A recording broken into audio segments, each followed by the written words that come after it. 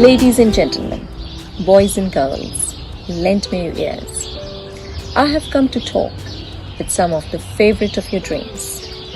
The great, famous, beautiful writers, musicians, painters, and all the other performing artists of our planet. These are the people who have been creating consistently the better world for us to live through their art and vision. This is the time to enrich our intellectual horizon. Please join me in Adab Ars Farah. Thank you.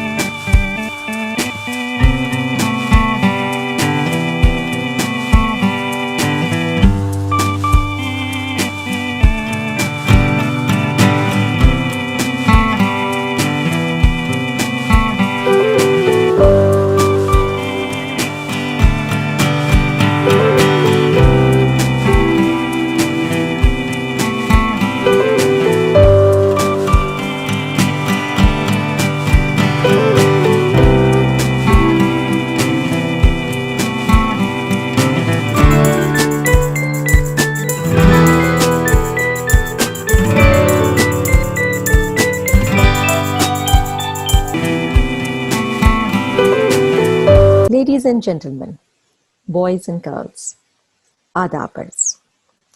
Today I have come to talk to one of our famous poet, educationist, and most importantly, a professor.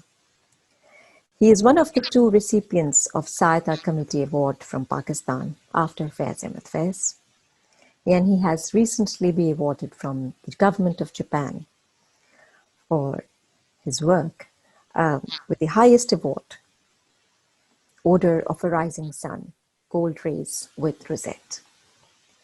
We are fortunate to have him on our premiere show of Adabers. Welcome, Professor Mohammad Ray Salvi. Adabers. Adab. Thank you. آپ کیسے ہیں؟ How are you today? آپ کی دعائیں.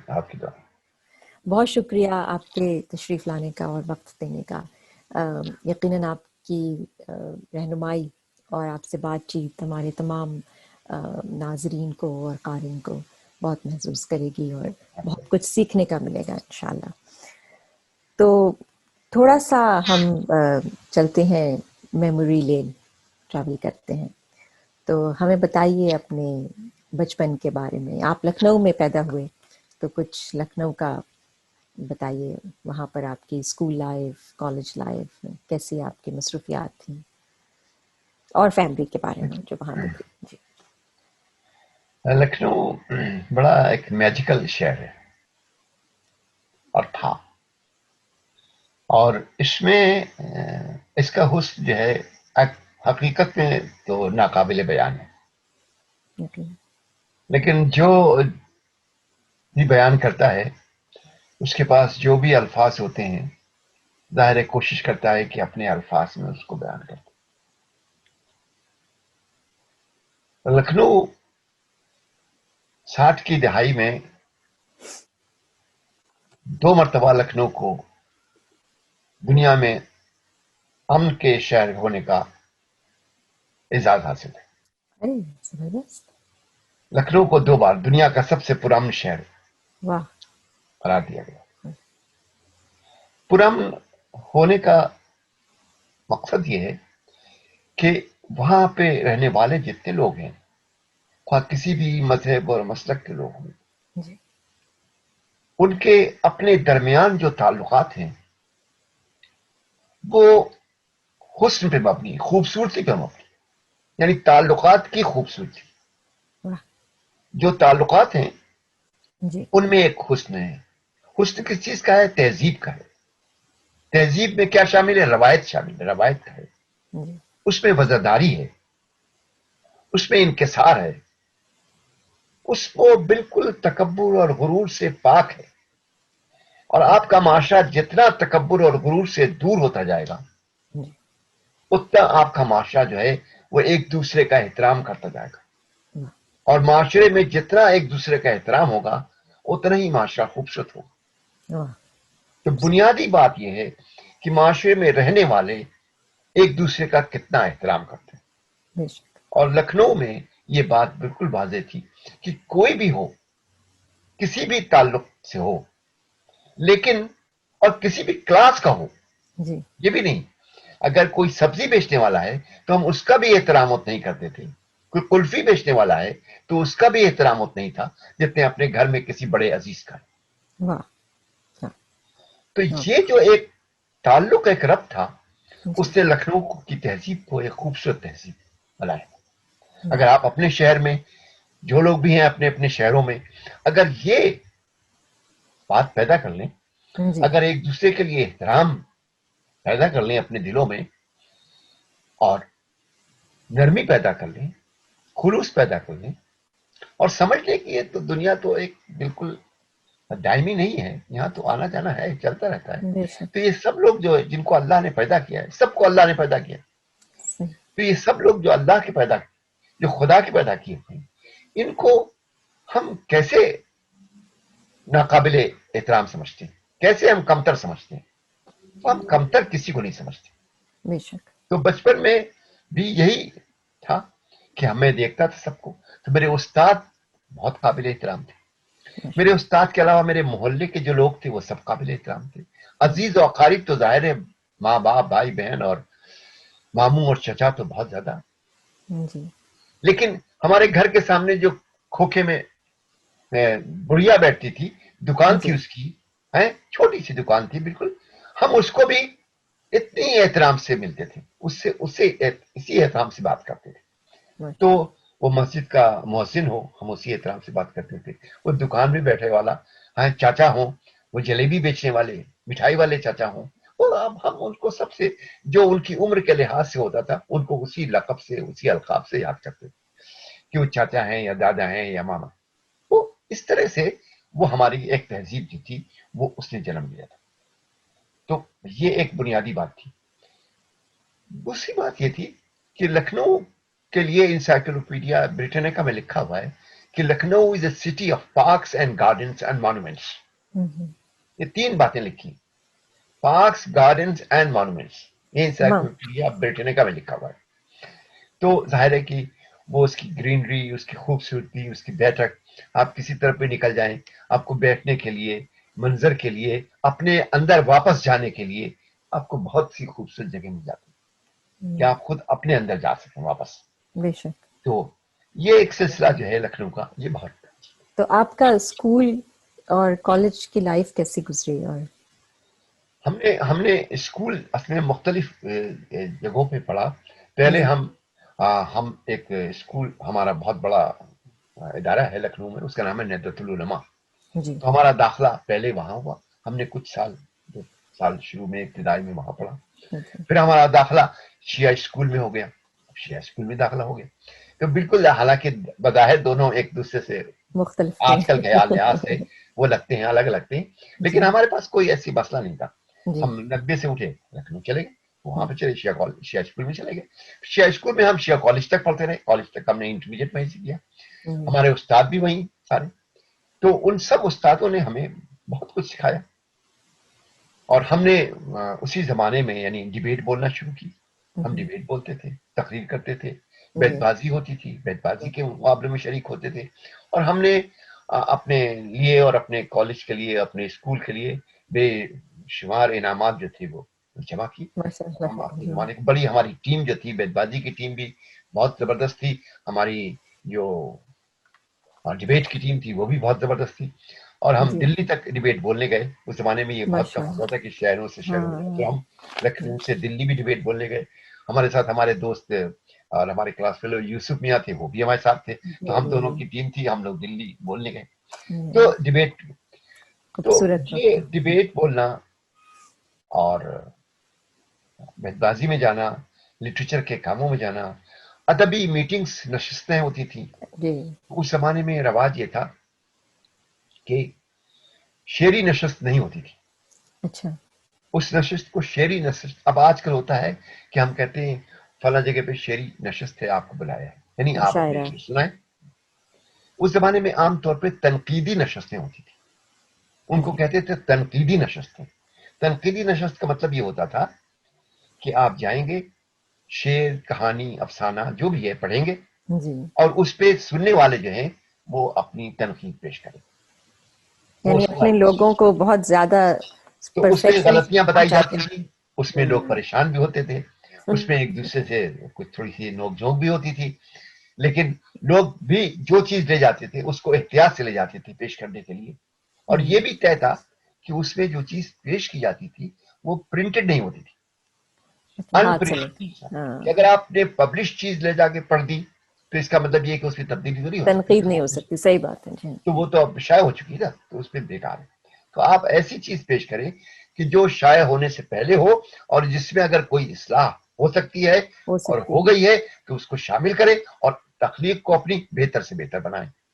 کیا بات ہے. تو کبھی اب ان تنقیدی نشستوں کا رواج نہیں ہے، اور نوجوان جو لکھنے والے ہیں وہ یہ محسوس کرتے ہیں کہ ہم اپنی تخلیق جو ہے وہ ہم دوسرے کو کیوں دکھائیں، اور دوسرے کو کیوں دکھائیں کا مطلب یہ ہے کہ پھر اس کی تصویر نہیں ہوتی، پھر وہ ایز اٹ از ہوتی ہے. وہ حرف پھر وہ آخر آہستہ سمجھتے ہیں. آہستہ اس کو ایک زوال کے سیڑھی پہ چلی جاتی ہے نیچے کی طرف، اور چلتے چلتے بہت نیچے چل جاتی ہے. تو اس لیے ہم یہ چاہتے ہیں، مشورہ دیں گے نوجوانوں کو جی کہ وہ تنقیدی نشستیں کریں اور اس میں شعری اپنے یا افسانوی کہانیاں جو بھی ہیں، افسانے یا کہانی پڑھیں، تاکہ اس پہ گفتگو ہو سکے، اس پہ اس کی اچھائیاں بتائی جا سکیں، اس کی خوبیاں بتائی جا سکیں، اور اس کے میں اگر کچھ خامی ہے تو وہ بھی بتائی جا سکے. اس کے اور لیے اس میں تھوڑا. برا ماننے کی بات نہیں ہے، ہاں بلکہ جو خامی بتائے اس کی آپ کو اہمیت دینی چاہیے، اس کی تعریف کرنی چاہیے. اس میں تھوڑا سا دل کو بڑا کرنے کی بھی ضرورت ہے اور آج کل. لوگ لکھنؤ میں یہ رواج تھا خاص طور سے، لیکن یہ تو تنقیدی نشست تو ساری ہندوستان میں ہوتی تھی، اچھا. پاکستان میں بھی ہوتی تھی اس زمانے میں. ہوں. لیکن یہ جو ہمارے ہاں یہ تھا لکھنؤ میں کہ وہ اگر لکھنؤ کا شاعر یا ادیب پڑھ رہا ہے تو اس پہ وہ بہت سختی سے نگاہ رکھتے تھے. ہوں. یہاں تک کہ میر انیس پہ بھی لوگوں نے تنقید کی، جب وہ پڑھ رہے تھے، مرثیہ پڑھتے تھے تو اس وقت بھی تنقید ان پر ہوتی تھی. ہوں. اس وقت بھی جملہ، اور طریقہ یہ تھا کہ جملہ ریپیٹ کر دیتے تھے، مصرع ہوں. ریپیٹ کرتے تھے. تو اس طرح سے وہ آدمی بہت اور الرٹ ہو جاتا تھا کہ یہ کچھ گڑبڑ ہوئی ہے اس میں سے. کچھ گڑبڑ ہے. ہاں جی ہاں. جی ہاں تو اور کچھ فیملی کے بارے میں بتائیے. ٹیلا بہت مشہور جگہ ہے جہاں سے ہمارا تعلق ہے. تو جی ہاں. ٹیلا جو ہے وہ ہمارا ننیال ہے. ننیال سے مطلب یہ کہ ہماری اماں جو تھیں وہ بر صغیر کی بہت نامور صوفی سید شاہ وارث حسن کی بیٹی تھی، اور میرے والد جو تھے وہ دیوبند کے فاضل اور عالم تھے. تو یہ کمبینیشن آج کل تو بڑا حیران کن لگتا ہے کہ یہ کیا ہے، لیکن ہمارے پاس تو کوئی ایسی خاص بات نہیں تھی، کوئی ایسی خاص بات نہیں. یہ ایک نارمل بات تھی پڑھے لکھے لوگوں میں. تو نانا کی جو شہرت اور ناموری تصوف میں تھی وہ یہ رہا ہے، اور ان کے شاگرد بہت، یعنی کہ ان کے جو سجادہ نشین اور مرید تھے وہ بھی بہت عالم اور لائق، بہت مشہور لوگ گزرے. جی تو جس میں ہمارے ماموں تھے جو واحد حسن تھے، اور جو ہمارے دوسرے جو ان کے سجادہ نشین تھے ذوقی شاہ صاحب. وہ ذوقی شاہ صاحب تو بہت قائد اعظم کے جی قریبی تھے. جی. یا تو وہ انگریزی اور اردو کے بہت نامور لکھنے والوں میں سے تھے. تو یہ ہمارا جو گڑیال تھا وہ ہمارے والد صاحب دیوبند کے تھے، ہمارے دادا بھی حافظ تھے، ان کے والد صاحب بھی. تو ایک بہت ہی زمینیں جو تھیں ہماری جہاں پہ ہمارے آبا اور دادا رہتے تھے وہ بہت ہی لکھنؤ سے کوئی 14 میل کے قریب فاصلے سے جگہ تھی، اس کا نام تھا بھٹولی. یعنی وہ بھی جیسے آپ یہ سمجھ لیجیے کہ بھٹشا ہے جیسے سندھ میں، جی ہاں. ایسے ہی وہ بھٹولی تھا. تو ظاہر ہے کہ ولیوں کا ایک جی مرکز تھا سمجھیے. تو وہاں پہ ہے، اور بڑا ہی یعنی بہت پرفضا. ایکچوئل تو ہمیں وہاں سے بہت انسپریشن جو ہے نا، فطرت کا انسپریشن جو ہے وہ وہاں سے بہت ملتا تھا. کھیت کھلیان، نہر، آم کے درخت، باغیں، یہ سب بہت جو تھی یہ ہمارے مطلب جذب ہوتی جاتی تھی. یہ سب ایسی چیزیں ہیں جو ہمارے شخصیت میں، ہمارے سینے میں، ہمارے دل میں، ہماری نگاہ میں سب جذب ہو جاتے ہیں. منظر جب آپ انہیں جذب کر لیتے ہیں تو آپ کی شخصیت کا حصہ بن جاتے ہیں. بیوٹیفل. پھر آپ کبھی کبھی نیچر کی طرح سے آپ کا نیچر بن جاتا ہے، اور اور نیچر جو ہے وہ بہت ہی خوبصورت. تو اس طرح سے آپ کی فطرت بھی نیچر سے قریب ہو جاتی ہے. جہاں جھکنا ہے وہاں جھکتے ہیں، جہاں سیدھے کھڑے ہونا ہے. اگر تیز ہوا ہے تو آپ سیدھے کھڑے ہو جائیں گے، پھر آپ ہلا نہیں سکتے. اور اس اگر پہ کم ہوا ہے، نرم ہوا ہے، جھکتے رہیں گے. صحیح تو یہ سیدھے کھڑے ہونے پہ آپ کے کچھ سیاسی سرگرمیاں بھی رہیں وہاں پہ، جیسا اس کے بارے میں کچھ وہ واقعات سیاسی، سنا. جی ہاں بالکل صحیح ہے. میں ایکچوئل شروع سے ہی، تقریباً شروع میں بہت لیفٹ ونگ کا آدمی تھا، اور میں نے اسی لحاظ سے میں کام بھی کرتا تھا. تو غریبوں کے لیے جو دل میں ہمدردی تھی وہ اب بھی ہے. اور ویسے اس زمانے میں ایک نظریہ تھا، اس نظریے کے تحت ہم انجمن ترقی پسند مصنفین تھی، میں اس میں شریک ہوتا تھا.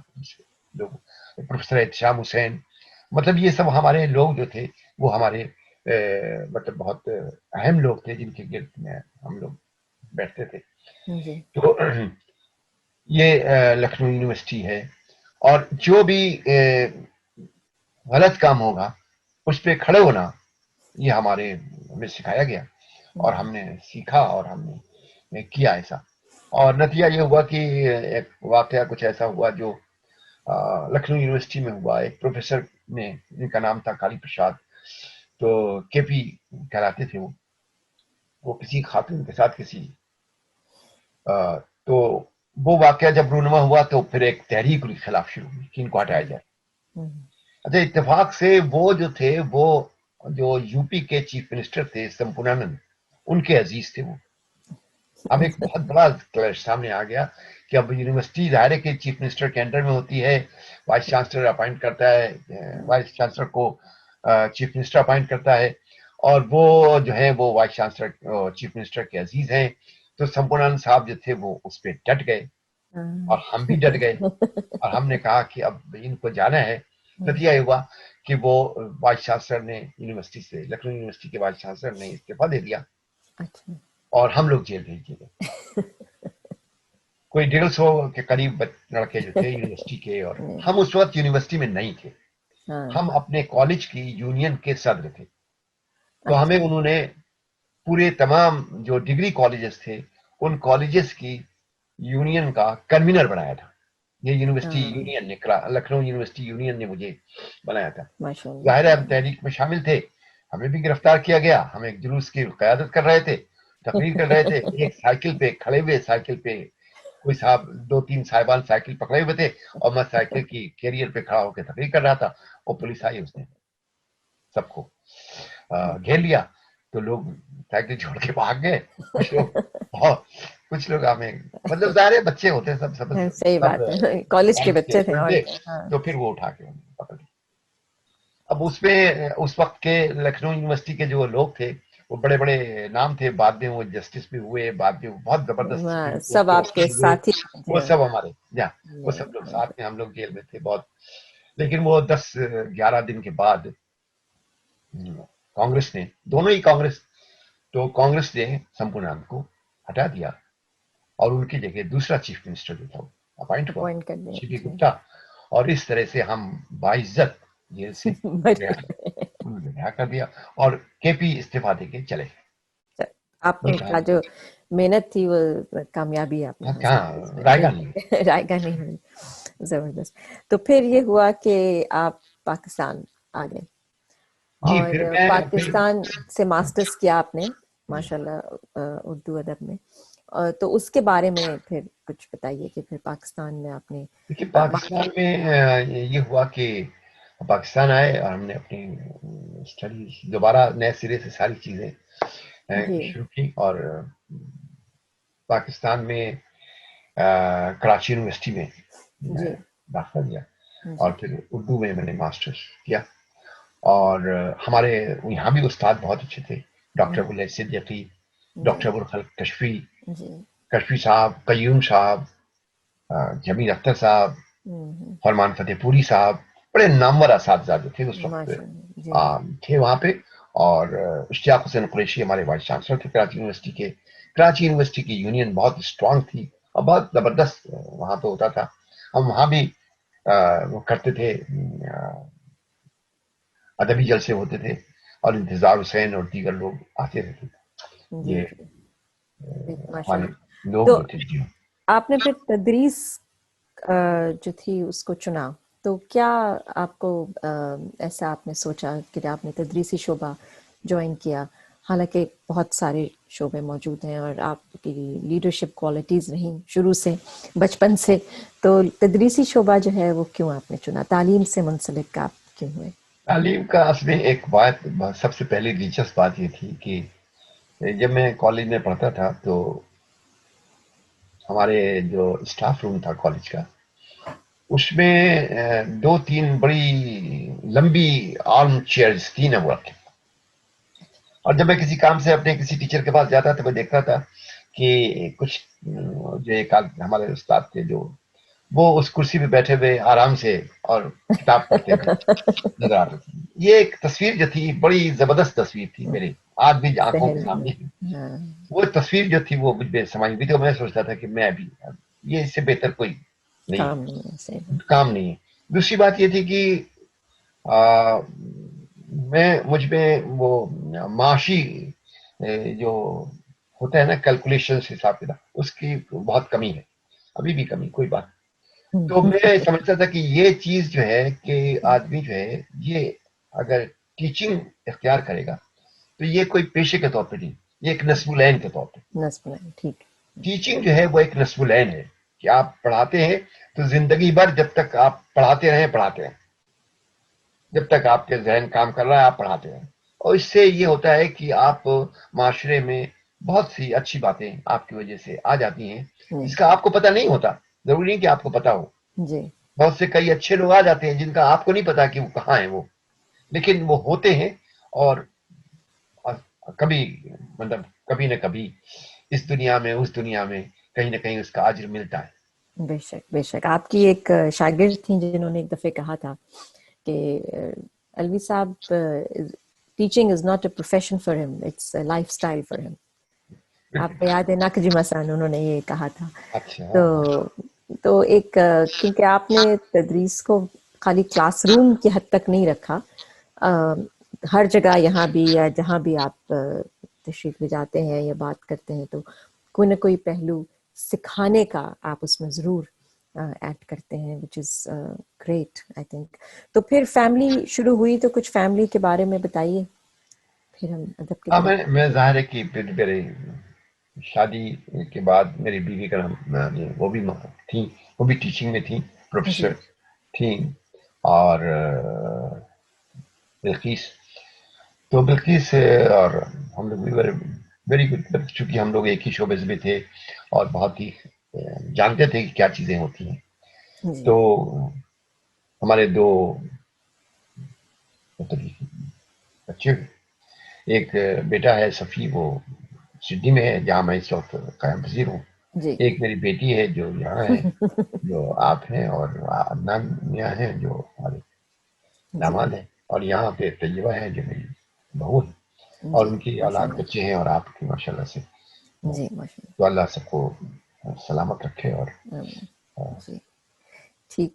तो फिर माशाल्लाह लिखते रहे और आप पढ़ाते रहे, तो और फिर आप जापान तशरीफ़ ले गए as a guest professor, Tokyo university of foreign studies.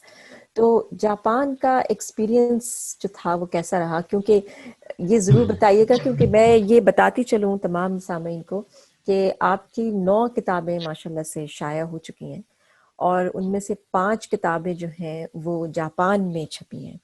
और उसके अलावा भी जो किताब एक और है चांद के चार रंग, जो कि पाकिस्तान में छपी लेकिन वो थी जापानी, जो शायरी थी उसका तर्जुमा थी.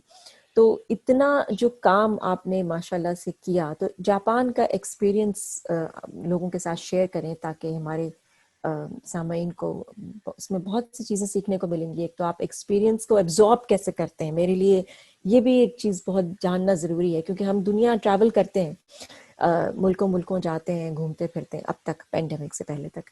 تو آپ ان چیزوں کو کیسے ایبزارب کریں اور سیکھیں کہ جو آپ کو کسی سبسٹینشیل کام کی طرف لے جائے، آپ کو ہیلپ کرے اور کچھ گائیڈ کرے. تو please share the experience of Japan and teaching there. دیکھیے، میں نے عرض کیا آپ سے کہ سوسائٹی میں اگر ہم ایک دوسرے سے کا احترام کریں گے جی. تو سوسائٹی اچھی بنتی ہے. بے شک. اور ذاتی طور پہ میں سمجھتا ہوں، میں اس نتیجے پہنچا ہوں کہ اگر آپ میں عجز ہے، اگر آپ اپنے کو بہت کچھ سمجھتے ہیں، زیادہ سمجھتے ہیں، تکبر ہے، تو وہ آپ کے کام نہیں آئے گا. بے شک.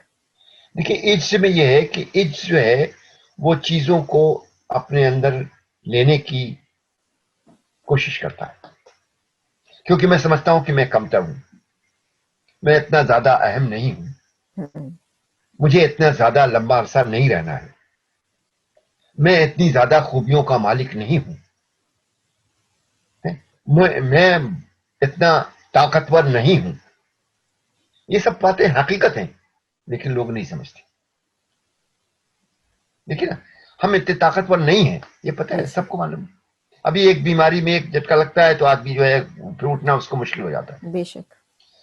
تو ہمیں جب یہ معلوم ہے کہ ہم اتنے طاقتور نہیں ہیں، اتنے زیادہ وسائل کے مالک نہیں ہیں، تو پھر آدمی جو ہے وہ چیزوں کو حاصل کرنے کی کوشش کرتا ہے. وہ چاہتا ہے کہ لوگوں کی محبت، لوگوں کا احترام اور چیزوں جو ہیں ان کو سمجھنے کی کوشش کریں. اگر آپ میں غرور ہے تو آپ سب چیزوں کو حقیق سمجھیں گے اور کسی چیز کو حاصل کرنے کی کوشش نہیں کریں. معمولی چیز. ٹھیک. اور اس طرح آدمیوں کو بھی حقیق سمجھیں گے، اس طرح چیزوں کو بھی حقیق سمجھیں گے. تو یہ بہت تھوڑا سا فرق ہے کہ انفیریٹی کمپلیکس میں اور اپنے کو کمتر سمجھنے میں تھوڑا سا فرق ہے. اگر آپ اس انفیریٹی کمپلیکس میں مبتلا ہو گئے تو پھر خراب بات ہے. بے شک. پھر آپ ہر چیز کو آپ سمجھیں گے کہ بہت اچھی ہے، چاہے اچھی ہو یا نہ ہو. لیکن انفیریٹی کمپلیکس میں نہیں جائیں. انفیریٹی کمپلیکس نہیں ہے، بلکہ یہ ہے کہ آپ چیزوں کو سمجھنا چاہتے ہیں. مثال کے طور پہ میں جاپانی لٹریچر پہ کام کرتا ہوں. جی. اب میں نے اس سے پہلے کتنے لوگ گئے.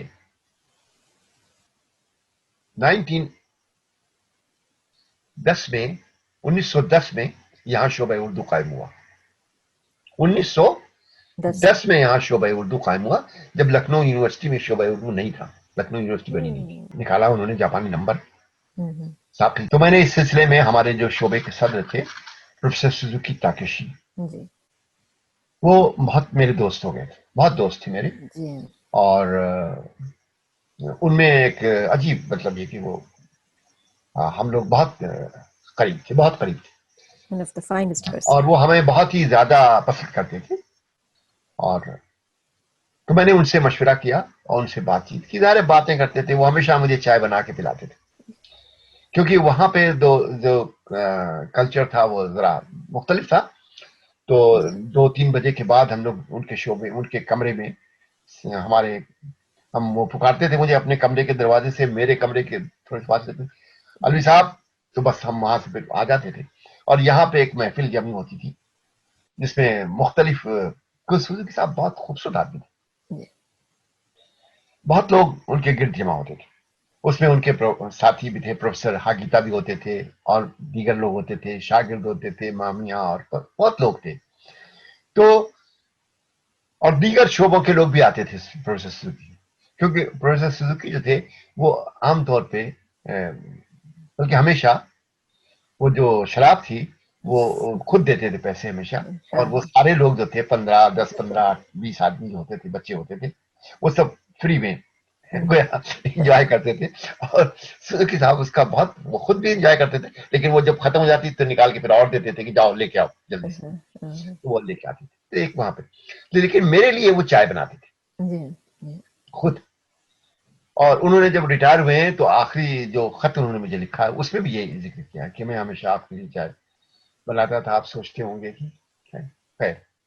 تو وہ سوزوکی صاحب تو انہوں نے مجھ سے کہا کہ آپ جاپانیز کلاسکس کا آپ ترجمہ کریں اگر تو آپ بہت اچھا رہے گا.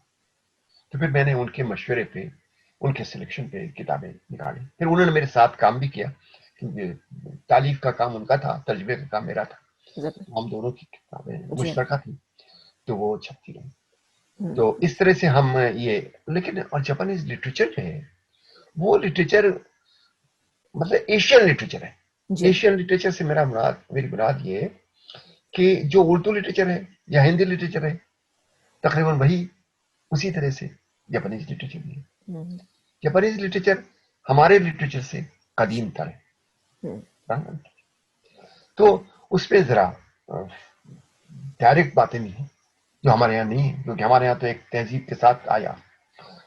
تو ایک خوبصورت لٹریچر ایک خوبصورت چیز جو آپ کے جیسی ہے اگر آپ اس کو لے آئیں اپنی زبان میں تو یہ کتنا اچھا ہو. اور میں نے یہی کیا کوشش کی کہ وہ اس کو اس طرح سے اپنی زبان میں لے آئیں. اور کچھ چیزیں ہم نے اپنی جیسے غزل ہے غزل کے بارے میں نے وہاں پہ لکھا. کتاب لکھی تو ان کے یہاں پہ وہ کتاب چلی.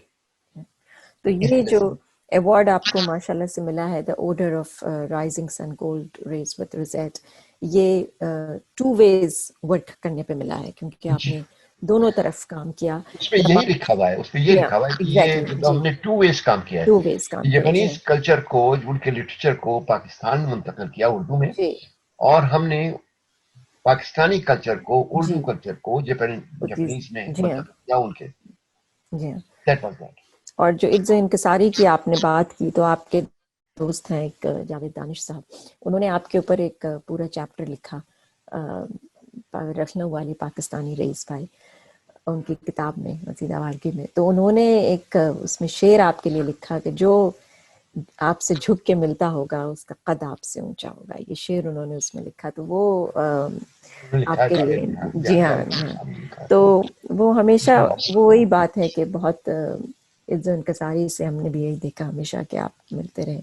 اور وہی میرا خیال ہے کہ درخت کی اونچائی جو ہے نا وہ جتنا بینڈ ہو سکتا ہے وہ اتنا ہی اونچا پھر چلا جاتا ہے. ہاں نہیں آپ اچھا ایک بات اور بھی ہے کہ آپ اگر پڑھتے رہیں گے نا جی تو آپ اپنے قد کا اندازہ خود ہی کرتے رہیں گے. جب آپ شیکسپیئر کو پڑھیں گے میر تقی میر کو پڑھیں گے غالب کو پڑھیں گے کواباتا کو پڑھیں گے تو آپ لگے کہ آپ تو کچھ بھی نہیں ہے بھائی. آپ کچھ بھی نہیں خواہ مخواہ ایسے شور کریں لوگ آپ کی تعریف کریں تو کبھی کبھی حیرت ہوتی کہ اچھا بھائی میری بھی تعریف ہو سکتی ہے. جو ایسے لوگ موجود ہیں دنیا میں جیسے کیسے آپ بتائیں تو ان لوگوں کی موجودگی میں اب پریم چند کی موجودگی میں سمجھا تو آپ کیسے کریں گے کیا کریں گے. تو یہ صورتحال جو ہے نا تو ہمیں معلوم ہوتا ہے کہ ہمارا قد کیا ہے. ہم اسی قد میں رہتے ہیں. بہتر یہی. یہ تو کشف نفسی ہے. تو جب آپ لکھنا شروع کرتے ہیں تو کیا ترجیحات آپ رکھتے ہیں اپنے سامنے ٹرانسلیشن کے لیے فار ایگزامپل میں نئے لکھنے والوں کے لیے تھوڑا سا ترجمہ جو ہے وہ ایک مشکل کام ہے. مشکل کام اس لیے ہے کہ ترجمے میں صرف لفظوں کو آپ ترجمہ نہیں کرتے بلکہ کہا بھی جاتا ہے کہ ترجمہ ہو ہی نہیں سکتا. شاعری کا ترجمہ ہو نہیں سکتا یہ کہا جاتا ہے لیکن ہو بھی جاتا ہے. تو اس میں صرف یہ ہے کہ آپ لفظوں میں چونکہ لفظوں کے شیڈز بہت ہوتے ہیں اور آپ کو یہ دیکھنا پڑتا ہے کہ یہ شاعر یا ادیب کس شیڈ کے ساتھ کس پہلو کے ساتھ کس رخ کے ساتھ اس لفظ کو استعمال کر رہا ہے. اگر آپ وہ رخ سمجھ جائیں اور جس زبان میں آپ ترجمہ کر رہے ہیں اس رخ میں اس زبان میں وہ رخ موجود ہے جی اور آپ اسی لفظ کو استعمال کریں، جی یعنی آپ اس زبان کو بھی اچھی طرح جانتے ہیں تاکہ آپ اس رخ کو استعمال کر سکتے ہیں، تب آپ کس کا مطلب ہے آپ اس ترجمے کا حق ادا کریں. لیکن اگر آپ، دوسری بات یہ کہ آپ کو معلوم ہونا چاہیے کہ ترجمہ بہت دفعہ ایسا ہوتا ہے، میں نے کئی مرتبہ دیکھا کہ بہت سے یورپینس نے انگریزی میں ترجمہ کیا ہے جاپنیز کا، جی جی جی لیکن بہت ترجمہ ہے اور ہمیشہ ہوتا ہے. لیکن کئی بار میں نے دیکھا ہے کہ وہ کہیں کہیں کم و بیش کر جاتے ہیں. اور کم و بیش کیوں کر جاتے ہیں؟ اس لیے کہ انہیں جاپنیز کلچر کے ڈیپتھ کا اندازہ نہیں ہوتا. اندازہ نہیں. تو آپ نے ٹریول کیا اندرون شمال کا تنگ راستہ لکھتے ہوئے، تو اس کے بارے میں بتائیے، کیونکہ یہ جو آپ بتا رہے ہیں یہ بہت محنت کا کام تھا کہ جو آپ نے کیا. تو ترجمہ it's not like the translation of the words. ترجمے میں آپ کو پورا ایک جو ایتھوس ہے اس کا ویلیو جو ہے، اس کے پیچھے کیا فلیور ہے، کیا تھاٹس تھیں، کیا تھاٹ پروسیس تھا اس شاعر کا جب انہوں نے لکھا، وہ کس جگہ پر موجود تھے، اس جگہ کا کیا ایمبیانس تھا. یہ ساری چیزیں میٹر کرتی ہیں کہ جب ایک شعر سامنے آتا ہے یا ایک نظم یا ہائیکو سامنے آتی ہے. تو وہ ٹریول بتائیے ذرا، کیوں آپ نے کیا، دیکھیے کیوں وہ ضرورت پڑی. کتاب جو ہے وہ بڑی اہم کتاب ہے. اس کا نام ہے اوکونو ہوسومیچی، جی یعنی شمال کا تنگ راستہ. جی یہ متسو بشو شاعر ہیں جو ہائیکو کے اولین شاعر سمجھے جاتے ہیں. جی یہ ان کی کتاب ہے، بلکہ کتاب یوں سمجھیے کہ یہ ان کی ڈائری ہے. انہوں نے کوئی 1689 میں کچھ ایسے جی یہ سفر کیا، اور یہ تقریباً سفر جو ہے وہ 2400 کلومیٹر پہ. او جی ہاں، 2400 کلومیٹر. مائل سمجھ لیں، اس زمانے میں تو مائل ہوگا تو 2000 میل کا سفر جی سمجھ لیا. جی جی جی تو جاپان کے اس سرے سے اس سرے تک. اب اس زمانے میں آپ 17ویں صدی میں غور کریں کہ جاپان کیا ہوا. جنگل، پہاڑ، جی نہ کوئی ٹرین بھی نہیں تھی، کوئی بس بھی نہیں تھی، کوئی پل بھی بہت کم تھے، دریا بھی بہت تھے، اور یہ شنکانسن اور یہ سب چیزیں جو تھیں اس زمانے میں تو نہیں تھی. نہیں اور تھی. جہاز، ہوائی جہاز کا تو سوال نہیں پیدا تھا. تو اب ان کے پاس ایک راستہ پیدل چلنے کا تھا. ایک راستہ یہ تھا کہ کسی گھوڑے پہ وہ جائیں، جو گھوڑا جہاں سے مل جائے، اور پھر دریا عبور کرنا ہے تو کشتی پہ بیٹھے. تو عام طور پہ یہ 3 طریقے تھے جس پہ انہوں نے یہ 2000 کلومیٹر سفر کیا. اور وہ یہ کرتے تھے کہ جاتے تھے تو مندروں میں رکتے تھے، دیکھتے تھے، اور ان کی تاریخی اہمیت کا جائزہ لیتے تھے، اور پھر راستے میں ہائیکو کہتے تھے. بیوٹیفل. اب وہ جنگل، بیابان، پہاڑیاں، پھول کھلے، جھرنا سمجھا، بہ رہا ہے. کبھی بہار ہے، کبھی خزاں آ رہی ہے، راستے میں سب کچھ ہو رہا ہے. تو اس میں وہ کہتے تھے اب دریا پار کر رہے ہیں، دریا تیز ہے، بارش کا زمانہ ہے، دریا، اس میں دریا میں کیسے. تو پھر وہ اس پہ نظم ہائیکو لکھتے تھے.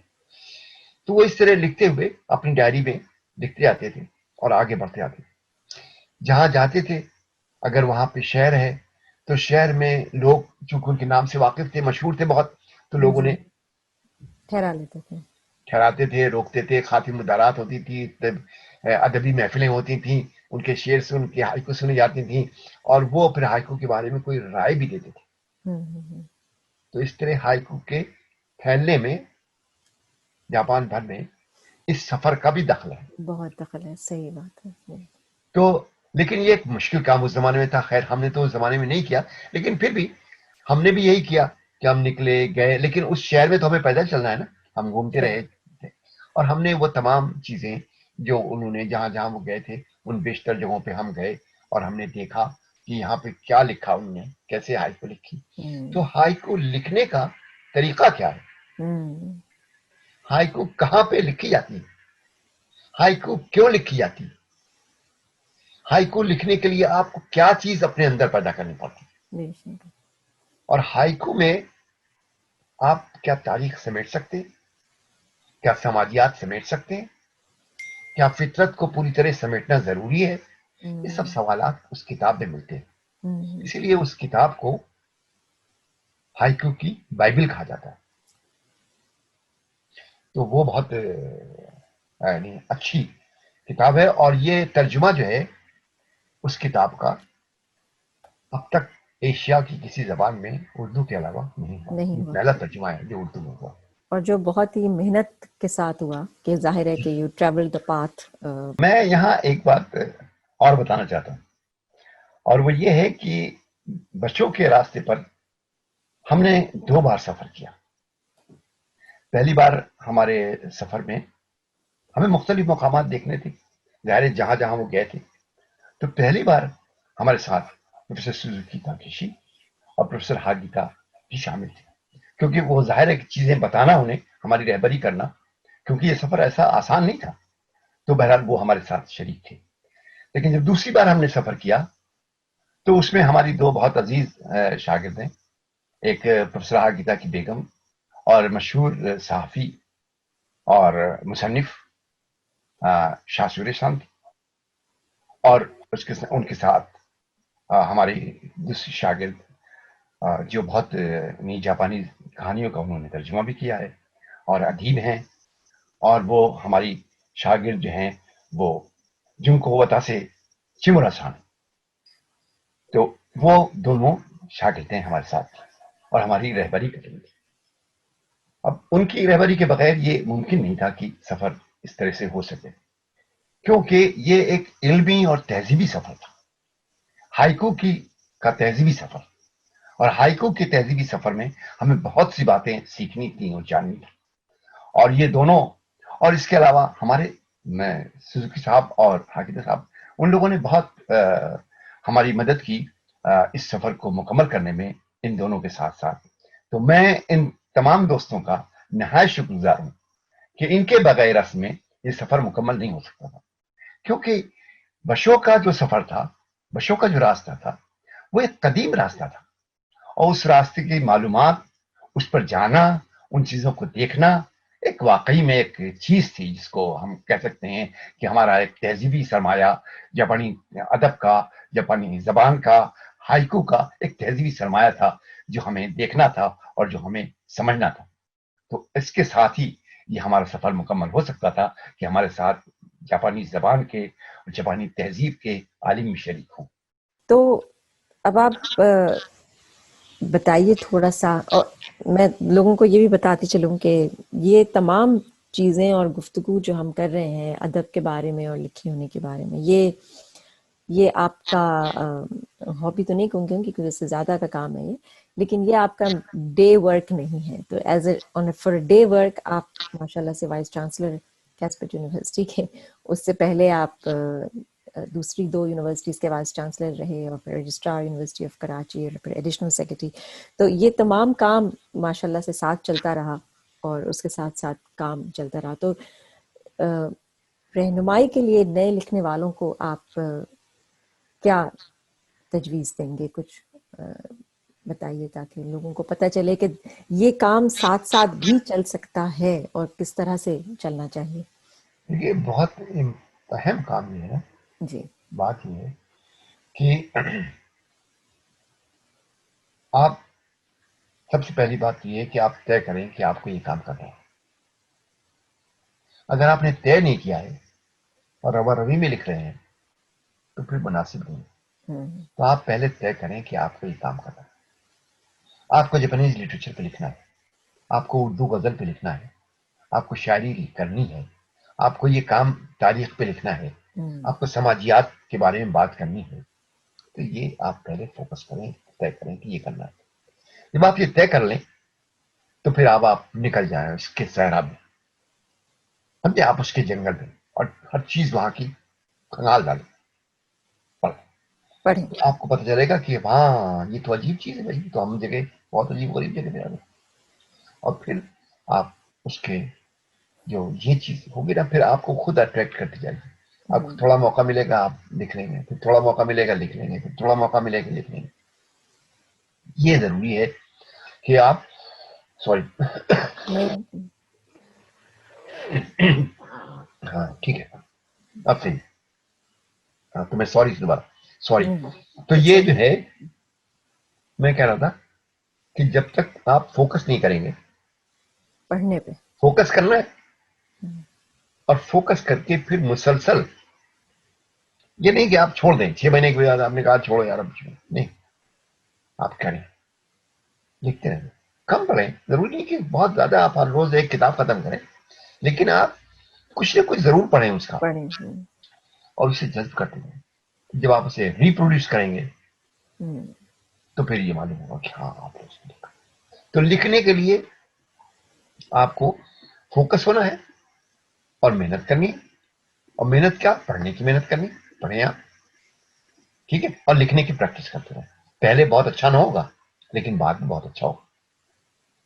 اس لیے بہت بہت شکریہ. تو اب آخر میں درخواست کروں گی پروفیسر صاحب آپ سے کہ آپ کچھ اپنا کلام پیش کریں تھوڑا سا ہمارے سامعین کو ایز اے ٹریٹ. اچھا تو ایک غزل کے چند شعر میں عطا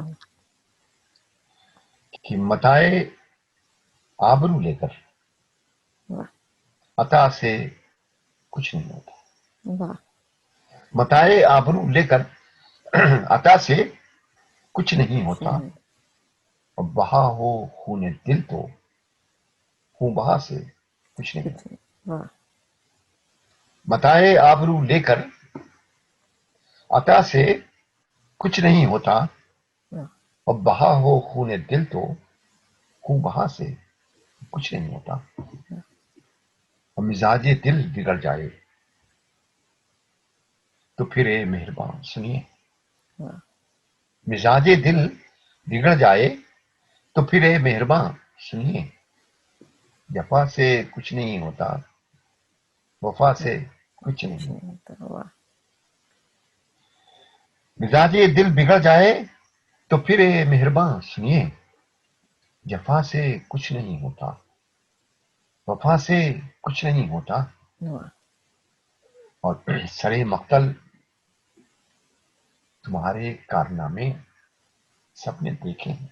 واہ سرے مقتل تمہارے کارنامے سب نے دیکھے ہیں. سرے منبر بہت آہو بکا سے کچھ نہیں. کچھ نہیں.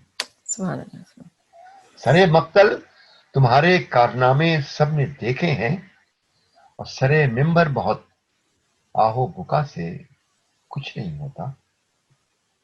شیر سنیے کہ زباں کھل جائے تو سب بندشیں بے سود ہوتی. اللہ. فائنل زباں کھل جائے تو سب بندشیں بے سود ہوتی. اور قدم اٹھ جائیں تو زنجیر پاس سے کچھ نہیں، کچھ نہیں، کچھ نہیں. واہ بہت بہت خوبصورت نظم ہے اور بہت آج کل یاد فیوریٹ ہے ہم سب کی. بہت شکریہ. ایک اور ایز اے فائنل ایک اور ہو جائے. دیکھیے ایک ہے غزل تازہ ہے لیکن وہ ابھی اس کا مطلع نہیں ہے، تو بغیر مطلع کی غزل ہے جی کہ ارشاد. بات پن دیکھ کے زندہ میں جنوں والوں کا. واہ بات پن دیکھ کے زندہ میں جنوں والوں کا. ہاتھ باندھے ہوئے دیوار کھڑی ہے پیچھے. ہاتھ باندھے ہوئے دیوار کھڑی تھی پیچھے.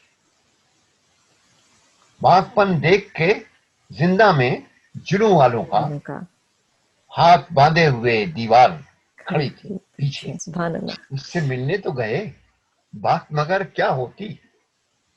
اس سے ملنے تو گئے بات مگر کیا ہوتی.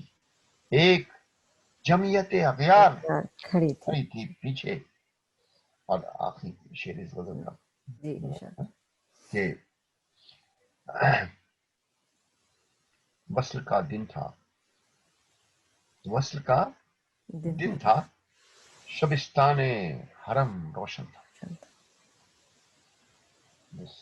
وصل کا دن تھا، شبستان حرم روشن تھا. وصل کا دن تھا، واہ، شبستان حرم حرم روشن تھا. روشن تھا. مڑ کے دیکھا تو شب تار تار کھڑی تھی. جی، واہ واہ واہ مڑ کے دیکھا تو شب تار کھڑی تھی. واہ، وصل کا دن تھا، شبستان حرم روشن تھا. مڑ کے دیکھا تو شب تار کھڑی کھڑی تھی. جی، سبحان اللہ، سبحان اللہ. رخصت ساتھ بیمار کھڑی تھی پیچھے. سبحان اللہ. ہاتھ باندھے ہوئے دیوار کھڑی تھی پیچھے. واہ، بہت بہت شکریہ بہت شکریہ، پروفیسر صاحب، بہت شکریہ. آپ کا بہت بہت شکریہ کہ آپ نے بہت بہترین سامعین کو مشورے بھی دیے اور سجیشنز بھی دیے، رہنمائی کی. اور میرے خیال سے جو جذبہ آج کے دور میں لوگوں کو چاہیے، اس سے کافی آپ کی باتوں سے میرے خیال ہے کہ وہ تھوڑا انکریج ہوں گے لوگ اور سیکھنے کی کوشش کریں گے. امید ہے کہ ہم سیکھتے رہیں گے. آپ کی آمد کا بہت بہت شکریہ. بہت شکریہ. Thank you very much. آداب. بہت شکریہ، بہت شکریہ، بہت شکریہ. آداب، آداب. Stay tuned for the next guest. Thank you so much. جب شہر خزاں میں آئے ہو، جب شہر خزاں میں آئے ہو، کچھ دور چلو تنہا تنہا، کچھ دیر سنو سناٹے میں کوئی نوحہ پیلے پتوں کا، کہیں تیز ہوا کے ہاتھوں سے گری سوکھی سہمی شاخوں سے. کچھ بات کرو دھیرے دھیرے، کچھ خاک اڑاؤ رستے کی، کچھ گرد سجاؤ پلکوں پہ، ذرا سر پہ بٹھاؤ سروں کو، پھر کھولو درد کے بستر کو، پھر اوڑھو چادر زخموں کی، پھر کھولو درد کے بستر کو، پھر اوڑھو چادر زخموں کی، پھر دیکھو اپنے سینے میں کوئی سرخ سی کوپل پھوٹی ہے، پھر دیکھو اپنے سینے میں کوئی سرخ سی کوپل پھوٹی ہے، پھر راکھ کرے دو یادوں کی کوئی چنگاری ہے چمکے گی، پھر اجڑی سونی گلیوں میں کہیں ڈھونڈو یار کا نقش قدم. جب شہر خزاں میں آئے ہو، کچھ دور چلو تنہا